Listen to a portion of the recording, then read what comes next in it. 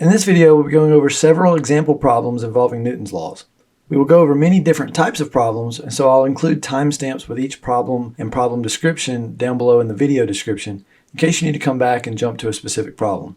In the first problem, we have a gymnast that is suspended by a rope that is connected to the ceiling by an O-ring.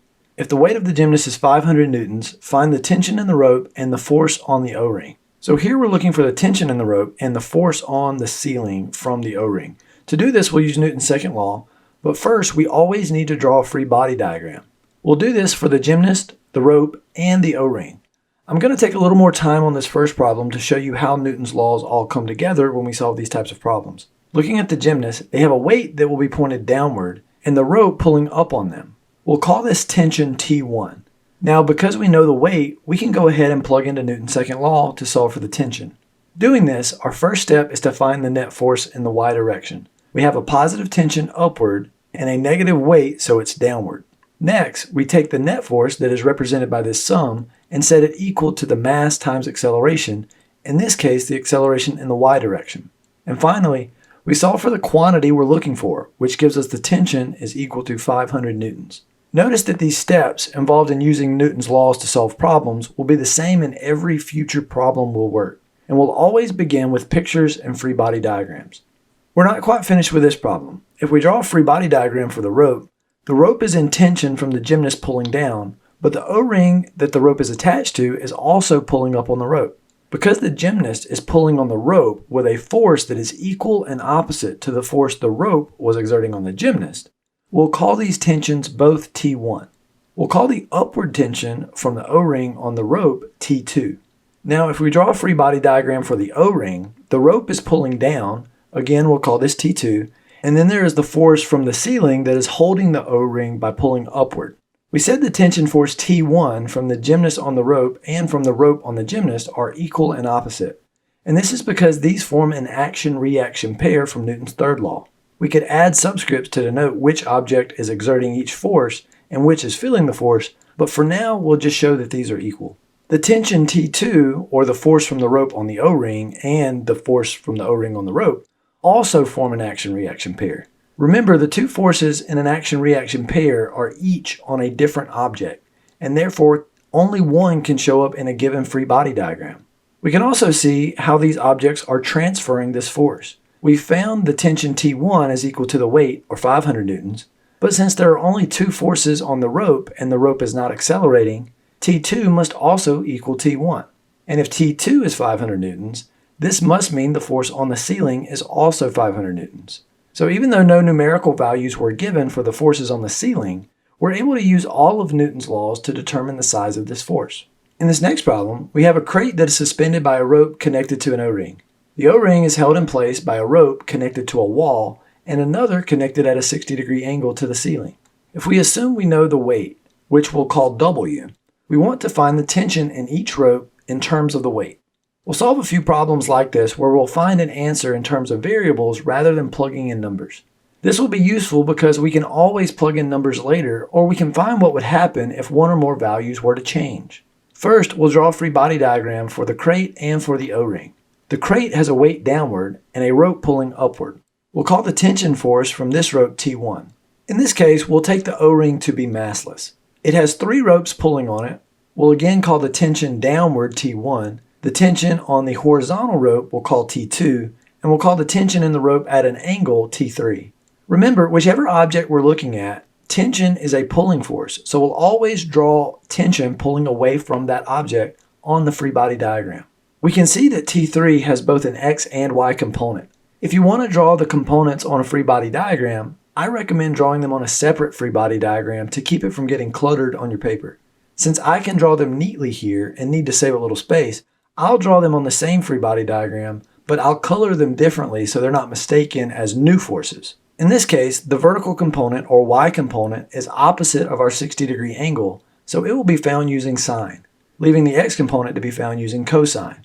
If you need to draw the right triangle separately and label the opposite and adjacent sides, and then use SOHCAHTOA to solve for each component, I recommend doing this. Now I'll begin with the crate. In general, it's a good idea to start with the simpler case, and as we can see from the free body diagrams, the crate has fewer forces and they are all in one direction. Going through our steps for using Newton's second law, we begin by finding the net force. All forces are in the y direction, with T1 going upward and the weight of the crate pointing downward.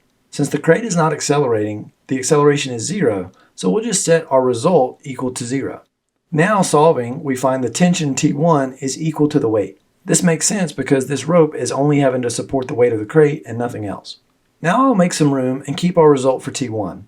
For the O-ring, we have forces in both directions, so we need to use Newton's second law in the x direction and the y direction. Notice that if we start with the x direction, we don't know T2 or T3. But if we start with the y direction, we have more information because we have already found T1. Starting here, we have the y component of T3 is positive and T1 is negative. I can now replace T3y with the expression we found using our right triangle. I will often jump straight to writing this in the future, so if I fill in a force component and use sine or cosine, know I'm writing the component in terms of the magnitude and direction of the original vector. Now we can set this equal to mass times acceleration, and since the O-ring is not accelerating in the y direction, this is 0. Now I can substitute the weight in for T1, which we found before. Remember, we're assuming that in this problem we know the weight. Now solving for T3, we find it as the weight divided by sine of 60 degrees, which is just a number. So we can write T3 equals 1.155 times the weight. Adding this result to what we know, we can finish up with the x direction. Summing the forces in the x direction, we have a positive T3x and negative T2, which is just to the left. Setting our net force equal to 0 since the O-ring isn't accelerating in the x direction, and plugging in our result for T3 from the last part, we can solve for T2. Here we find T2 is equal to 0.577 times the weight. With all of these results, we can now quickly find the tension in each rope for any mass or weight that we suspend from the O-ring. Here we have a car that sits on a ramp that makes an angle of 30 degrees with the horizontal ground. If the car weighs 1.8 times 10 to the 4th newtons and is held in place by a cable, we want to find the tension in the cable and then the normal force acting on the car. We'll begin with a free body diagram. In this case, we know that the car, if it were to move, would only move parallel to the ramp surface. Also, there is a force that is parallel to the ramp, and then the normal force will be perpendicular to the ramp. This tells us that it might be reasonable to make our x-axis run along the ramp and the y-axis perpendicular to it. We are free to do this since coordinate systems are just tools that we use to frame problems. So if it helps, we should do it. Doing this, we find tension will be along the positive x direction, and the normal force that is perpendicular to the ramp will be along the new y-axis. The weight is always straight down toward the center of Earth, so now the weight will have an x and y component. This is a fair trade-off. Our weight now has two components that we need to find, but if we had not rotated our coordinate system, both the normal force and the tension would have x and y components. So by doing this rotation, we have simplified our problem a bit. Since the weight used to be aligned with the negative y-axis and we rotated the entire coordinate system by the angle of the ramp, the weight now makes this angle with the new negative y-axis.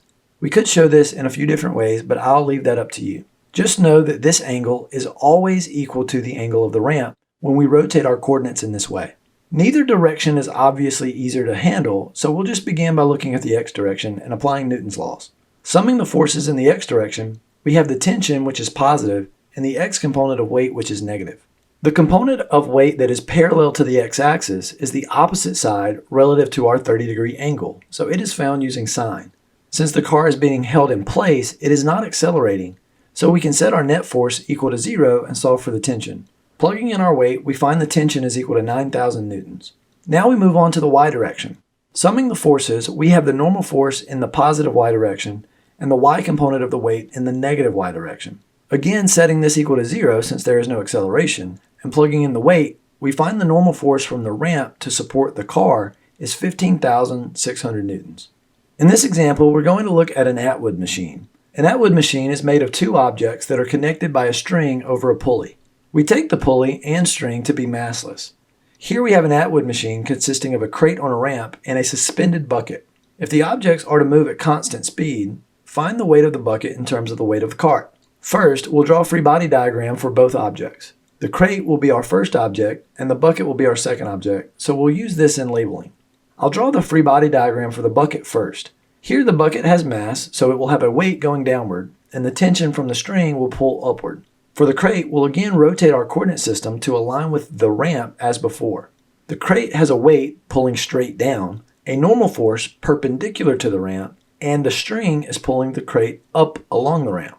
We've labeled the tension without a subscript because the tension is the same throughout the rope, and we saw this in one of the previous examples. Even though it pulls in different directions on the two objects, the pulley is essentially just redirecting the direction of this tension, and as long as the objects are not accelerating, the tension can be assumed to be constant. Looking at the bucket first, we sum the forces in the y direction. The bucket and crate are moving at a constant speed, meaning they are not accelerating, so we set the net force equal to 0. Now we can solve for the tension and find that it is equal to the weight of the bucket, which we're calling object 2. Now we move on to the crate. Since we already have a result involving tension, we'll start with the x direction for the crate since it also involves tension. Here we have the tension in the positive x direction and the x component of weight in the negative x direction. Here we find another equation for the tension in terms of the weight of the crate, or object 1. We have two equations for the tension, and since the tension is the same throughout the string, we can set them equal to each other. Doing this, we find the weight of the bucket must be 0.26 times the weight of the crate for them to move at constant speed. In this example, we have a key that is hanging by a string from the rear view mirror of a car. The key hangs straight down, making a vertical line. When the car accelerates, the key is deflected, making an angle to the vertical. This angle will depend on the acceleration, and the greater the acceleration, the larger the angle. We will call the mass of the key m, and we want to find the acceleration in terms of the mass of the key and the angle that it makes. We will begin with a free body diagram for the key. The key has a weight pointing downward, and the string will exert tension on the key as it pulls at this unknown angle relative to the vertical. In the x direction, we only have the x component of tension, which is obtained using a sine function. Now, as the car accelerates in the x direction, the key and everything in the car is also accelerating with the car. So we'll set the net force equal to the mass times the x component of acceleration. This is as far as we can go in the x direction, so we'll move on to the y direction. Here we have the y component of tension going up and the weight going downward. The key will not be accelerating up or down in the y direction, so the acceleration is 0. Setting the net force equal to 0, we can move the weight, or mg, to the right-hand side. Now we want to find the acceleration, and we do not know the tension. Notice that we have an acceleration with t times sine of the angle over t times cosine of the angle. We can divide the equation with sine by the equation with cosine. Doing this, the tension will cancel on the left, and the mass will cancel on the right. Then we can write sine over cosine as tangent. Finally, solving for the acceleration, we find the acceleration to be equal to g times tangent of the angle. The fact that mass canceled here tells us that the mass of the key does not matter. And when the angle is equal to 0, tangent gives 0, so the acceleration is 0. This makes sense for the key to hang straight down when the car is not accelerating. And when the angle is 45 degrees, the acceleration of the car is equal to gravitational acceleration. Here we have a crate that is sliding down a frictionless ramp where the slope of the ramp makes an angle theta with the horizontal. We want to find the magnitude of the acceleration a and the normal force n. We'll draw a free body diagram and rotate our coordinate system so that the x-axis points down the ramp. The crate will have a weight pointing downward and a normal force pointing perpendicular to the ramp. Since the crate will move along the ramp, we will find the acceleration using the x direction and the normal force using the y direction. The only force in the x direction is the x component of the weight. We will take this force and set it equal to the mass times the acceleration in the x direction. Plugging in mg for the weight, the mass on both sides will cancel, and we get the acceleration is equal to g times sine of theta. For the y direction, we have the normal force and a negative y component of weight. The crate will not be accelerating along the y direction off of the ramp or through the ramp, so the acceleration in the y direction is 0. Solving for the normal force, we can plug in mg for the weight and find the normal force is mg times cosine of theta. In this example, we have another Atwood machine. In this case, the Atwood machine consists of a box sitting on a flat surface and a bucket suspended by a pulley. The objects move together, maintaining tension in the rope that connects them. We want to find the acceleration of each object and the tension in the rope. We'll call the box object 1 and the bucket object 2.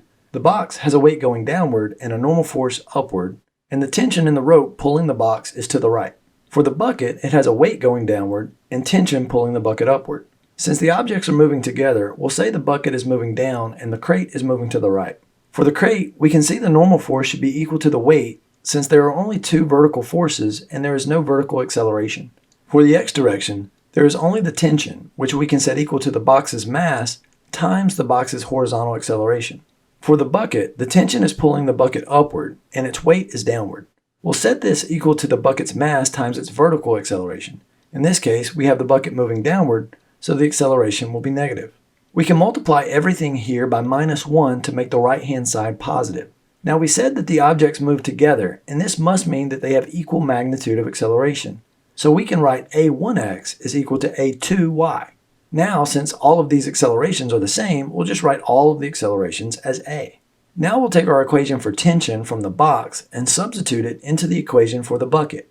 After doing this, we will move terms with acceleration over together in order to solve for it. Doing so gives us this equation. Now we have an equation for the acceleration. Looking back at our first equation for tension, we can substitute this acceleration into this equation. And now we have equations for both the acceleration and the tension. Here we have a 500 Newton crate that requires 230 newtons to start it moving.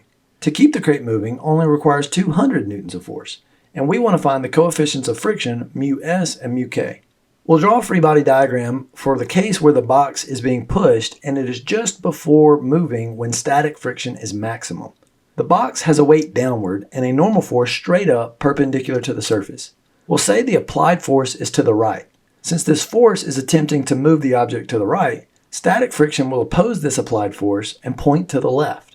There are two forces in each direction, so let's just begin with the x direction. The applied force is positive and the force of static friction is negative or to the left. Since the crate is not yet moving, its acceleration is 0.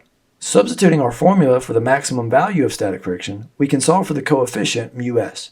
It is equal to the applied force divided by the normal force. Since we do not know the normal force, we'll look at the y direction. In the y direction, there is a positive normal force and a negative weight. The crate is not accelerating, so setting this sum equal to 0 and solving for the normal force, we find that it is equal to the weight, or 500 newtons. Now we can go back to our equation and plug in 500 newtons for the normal force and an applied force of 230 newtons. And this gives us 0.46 for the coefficient of static friction. It often happens that we need to know the normal force when there is friction present, because friction is proportional to the normal force. For this reason, I will usually start a problem with friction by summing forces in the direction of the normal force, which is usually the y direction, but not always. Now, to look at the box once it starts moving, we only need to change the force of static friction to kinetic friction. This changes the coefficient of static friction to the coefficient of kinetic friction, but the normal force will remain equal to the weight. We'll plug 500 newtons in for the normal force, and now only an applied force of 200 newtons is required. This gives us a coefficient of kinetic friction of 0.4. In this problem, we have a crate that is pulled at an angle of 30 degrees above horizontal, and we want to find how hard one would need to pull in order to move the crate at a constant velocity. Then we want to find the normal force, and we'll take the coefficient of kinetic friction to be 0.4. We'll draw a free body diagram for the crate. The weight will be down and the normal force will be straight up. We'll imagine the crate is being pulled by a rope at this 30-degree angle, so we'll call this a tension force along the rope. Since the tension is acting to pull the crate to the right across the surface, kinetic friction will oppose this motion and point to the left. We'll begin with the forces in the y direction. There is a normal force and y component of tension that are both positive, and the weight is negative. The crate will not be accelerating up or down, so we set this sum equal to 0. This allows us to solve for the normal force. Now we can sum the forces in the x direction. The x component of tension will be positive, and the force of kinetic friction will be negative or to the left. Since we want the crate to move at a constant speed, the acceleration in the x direction will be 0. We can plug in the formula for kinetic friction and substitute in the normal force we found before. We need to distribute the coefficient of kinetic friction so that we can solve for the tension, which is the pulling force that we're looking for. Factoring out the tension and moving the other terms to the right-hand side, we find this equation for the tension. Now, plugging in the coefficient of kinetic friction of 0.4, a weight of 500 newtons, and our 30-degree angle, we find the force needed is 188 newtons. Now that we have the tension, we can plug back into our equation for the normal force and find that it equals 406 newtons. Here we have a slope, and the slope is just the right angle so that a sled will slide down at a constant velocity. We want to find the angle in terms of the weight and the coefficient of kinetic friction. We'll draw a free body diagram with a rotated coordinate system. The normal force will be in the y direction and the weight will be straight down. Since the sled will slide down the ramp in the positive x direction, the force of kinetic friction will oppose this motion and point up the ramp in the negative x direction. We'll begin by finding the normal force using the forces in the y direction. The normal force will be positive and the y component of weight will be negative. The sled will not accelerate along the y direction or minus y direction, so the normal force will be equal to the y component of the weight. In the x direction, we have the x component of weight that is positive and kinetic friction, which is negative. Since the sled will slide at a constant velocity, the acceleration will be 0. Substituting our normal force into the formula for friction, we can now solve for the coefficient of kinetic friction. Doing this will lead to the weight canceling and allow us to write sine over cosine as tangent of theta. When we see a sine and cosine of the same angle in two terms like this, it is worth seeing if we can simplify and write it as tangent. Now we can solve for the angle by taking the inverse tangent or arctangent of both sides. Here we see the angle that the ramp needs to be in order for the object to slide at a constant speed does not depend on the object's weight or mass, only on the coefficient of friction. Now we want to take our problem and find the acceleration if the ramp is raised above this angle needed for constant speed. In this case, we will get the same normal force and the same forces in each direction, but now the acceleration along the ramp will not be 0. So we'll set these forces equal to the mass times the x component of acceleration. Solving for acceleration, we just divide both sides by the mass. We can simplify further by noticing that we can substitute mg for the weight. This will give us a mass on each term on the right side, so it will cancel the mass in the denominator. Now we have an equation for the acceleration which does not depend on the mass, only on the angle of the ramp and coefficient of friction, which hopefully makes sense.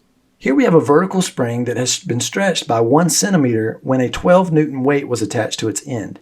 If this weight is removed and replaced with a 1.5 kilogram block, we want to find the distance the spring will stretch in this case. First, notice that we were not simply asked how much the spring will stretch if a 1.5 kilogram block is attached to it.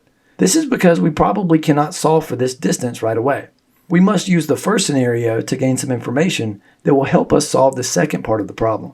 We may already see that we were not given the spring constant, so this may be the piece of information we're looking for. Drawing a free body diagram, we have the weight of the object attached to the spring pulling it down.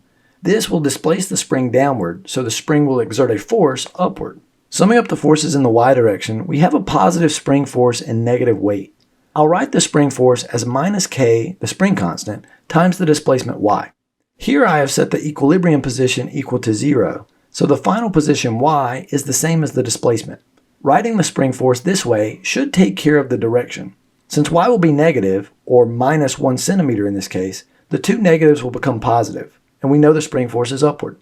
If you want to just write the spring constant times the magnitude of displacement and then put in the sign by hand, that works too. We know the weight and the displacement, so we can indeed solve for the spring constant, which is the only other quantity in this equation that we're missing. Plugging in 12 newtons and 0.01 meters, we find K to be 1200 newtons per meter. Now we'll replace our 12 Newton weight with a 1.5 kilogram mass. Our equation will be the same, but now we're solving for the distance y instead of k. We also will want to express our weight as mg since we are given the mass instead. Plugging in 1.5 kilograms times g divided by 1200 Newton meters, we find y is minus 0.0123 meters or 1.23 centimeters. Here the minus sign just means the block moves downward and stretches the spring in the minus y direction. We are technically just asked for the distance, so this is a scalar, and so we just need to make this a positive 1.23 centimeters. In this problem, we imagine that you weigh 1,000 newtons, and your weight is supported by 200 identical springs of a mattress, which all compress by 2.6 centimeters when you lay on them. We want to find the spring constant of each of these springs. We'll draw a free body diagram. Your weight will point down, and the force of all the springs will exert a force upward as your weight compresses them downward. We'll write this as 200 times the spring force since they're all the same. Once all of the springs are compressed, you and the springs will stop moving, so there will be no acceleration. We will have a positive 200 times the spring force and a negative weight, which we'll set equal to 0. I'll again take the equilibrium position before the springs are displaced to be y equals 0, and use minus k times y for the spring force.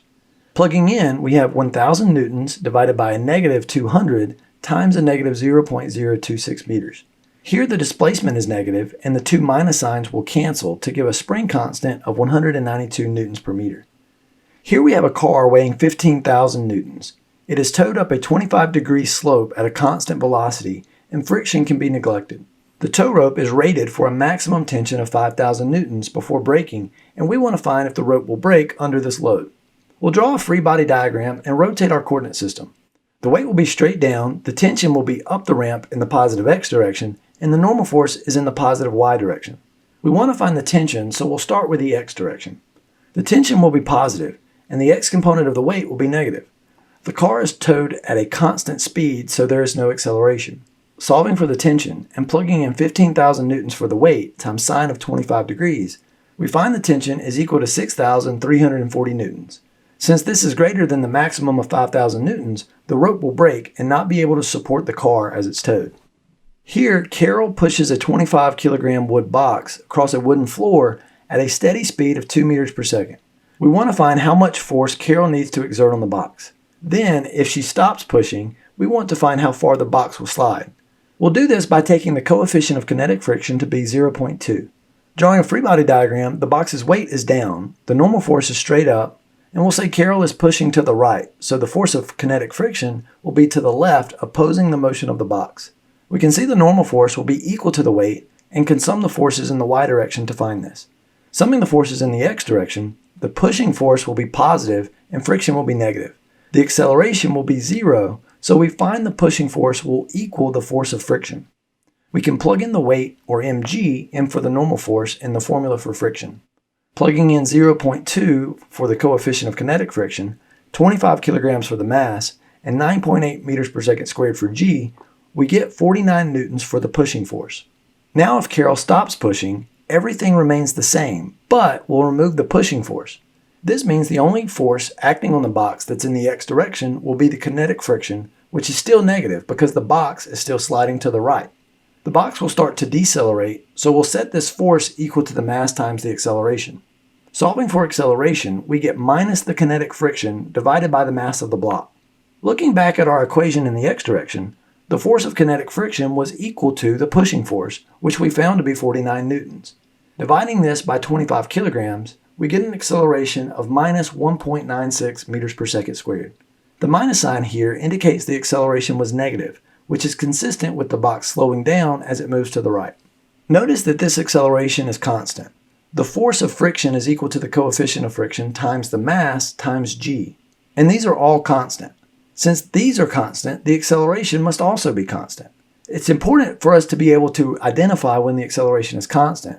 So if we notice that everything in our equation for acceleration is constant, then the acceleration must also be constant. So this means we can use our constant acceleration or kinematic equations. We know nothing about how long it takes the box to move, so we'll try the equation without time.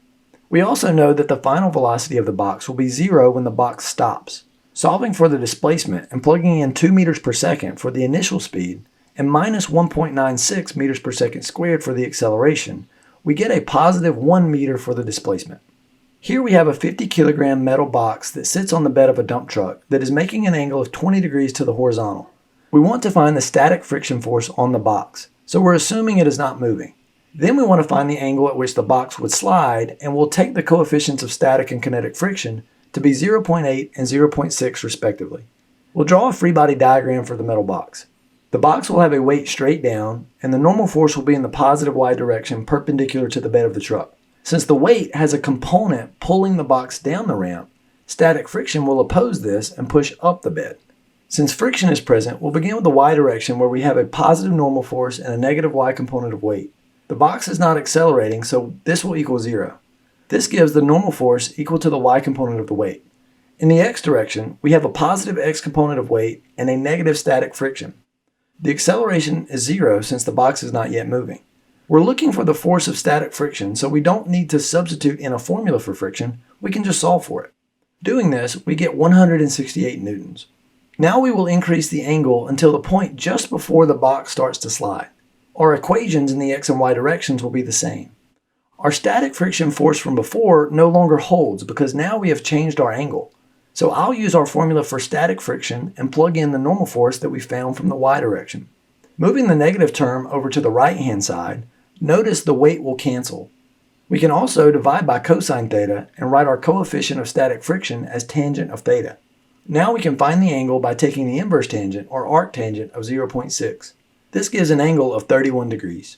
In this last problem, we have a 2 kilogram book that is pushed against a wall at an angle that is 25 degrees above the horizontal. If the coefficient of kinetic friction is 0.2, find the magnitude of the force needed for the book to slide down at a constant speed. First, we'll draw a free body diagram. The book has weight downward as usual, and we know the direction of our pushing force is at a 25-degree angle up and to the left as shown in the figure. Here the normal force from the wall will be to the right. This doesn't happen often, but this is one of the reasons I chose this problem. The normal force is always perpendicular to the surface, and in this case that means it's horizontal. Finally, we have kinetic friction upward. In the problem, the force is being pushed up and to the left, but not quite enough to stop the book or move it upward. The pushing force is just enough that the book still slides downward, but instead of accelerating downward due to gravity, it slides down at a constant speed. This means that friction is straight up, opposing the book's motion across the surface of the wall. Since there is friction, I'll begin by solving for the normal force, which in this case comes from the x direction. The normal force will be positive since it's to the right, and the x component of pushing force will be negative. The book is not accelerating, so we will set this equal to 0 and solve for the normal force. Now the y direction has a positive y component of the pushing force, positive force of kinetic friction, and a negative weight. I'll plug in our formulas for the friction and the weight, and then plug in the normal force that we just found. Now we have a long equation, but we just need to be careful with our algebra. We will factor out our pushing force from the two terms on the left and move mg over to the right. Now we can divide to solve for the pushing force. Plugging in our mass and coefficient of kinetic friction, we get a pushing force of 32.5 newtons. This problem makes us carefully remember our definitions and pay attention to the problem description. We also shouldn't be scared of long equations because sometimes they just happen when there are many forces, and as long as we're careful with our algebra and we practice plenty of problems, we won't have any issues. We've solved a lot of problems, and I hope you've noticed a few things to look out for, but mainly that we solve all of these force problems the exact same way. We try to draw a picture if we don't already have one. Then draw a free body diagram for the objects we're interested in. Then we use Newton's second law. We do this by summing the forces in each direction separately. After finding these, we set this sum equal to the mass of our object times its acceleration in that direction. This may equal 0, and we should be careful to notice when it does. Then we solve for whatever we want. If we cannot move further, we begin by summing the forces in the remaining direction or move on to the next object if needed. Our answer will eventually show up if we follow these steps. So that's it for this video, and I'll see you in the next one.